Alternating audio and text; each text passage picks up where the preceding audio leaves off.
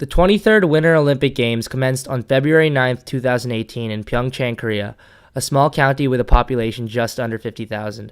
This was the first time the Games returned to South Korea since 1988, when South Korea hosted the Summer Olympic Games in Seoul, the nation's capital. In both instances, the Games took place during periods of time in which tensions between South Korea and its unpredictable neighbor to the north were high. In 1986, North Korea expressed the desire to co-host the Summer Olympic Games with South Korea. They demanded that 11 of the 23 events take place on their territory. However, negotiations were ultimately unsuccessful. Shortly following these negotiations, Korean Air Flight 858 was blown up mid-flight. All 115 passengers aboard the plane were killed.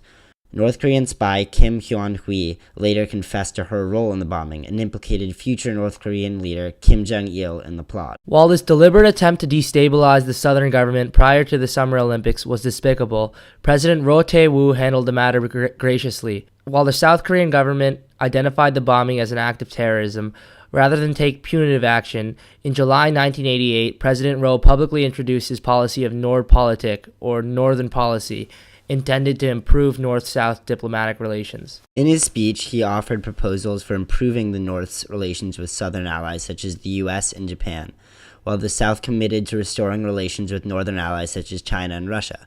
In addition, the policy promoted trade, humanitarian contact, and communication in general between the two countries. The policy helped ensure that allies of North Korea would participate in the Summer Games despite the North's boycotting. Ultimately, the Games proved to be a great success, demonstrating South Korea's massive economic and social growth since the Korean War on a global stage. In a similar way, leading up to this year's Winter Games, tensions between the North and South were also incredibly high, with North Korean nuclear capabilities improving drastically in the past few years. In 2017, North Korea tested more than a dozen missiles, in addition to their very first hydrogen bomb. Menacing exchanges between American and North Korean officials also contributed to the rising level of concern among South Korean citizens. This Winter Olympics provides hope for peace and reconciliation in years to come.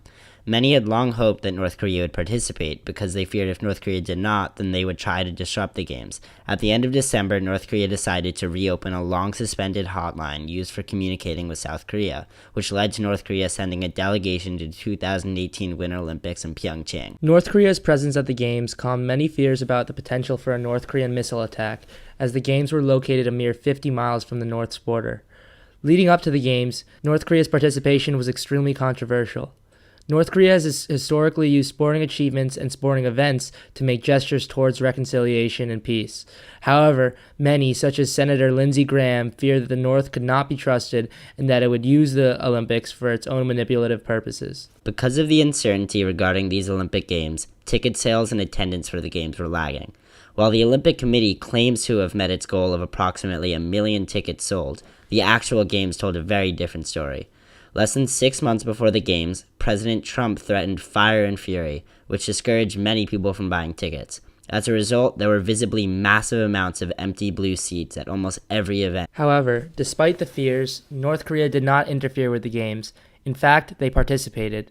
Their participation might even have positive effects moving forward and could potentially lead to peace and stability between the two Koreas.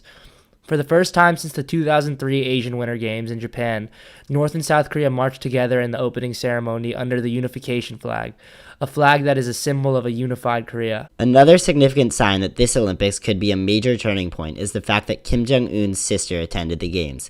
She is the most prominent North Korean to have visited South Korea to this day. While her presence at the Games was encouraging, perhaps an even more important signal of hope was the fact that South and North Korea had a joint women's hockey team. The decision was announced on January 17th as a part of the Olympic Korean Peninsula Declaration.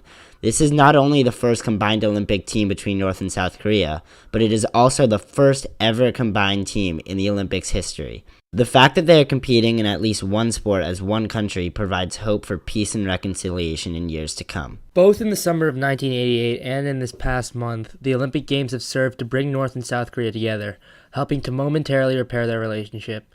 Perhaps because it is such a global stage, or perhaps because it is such a widely respected event, the Olympics have now twice brought some sort of tangible stability to the Korean peninsula.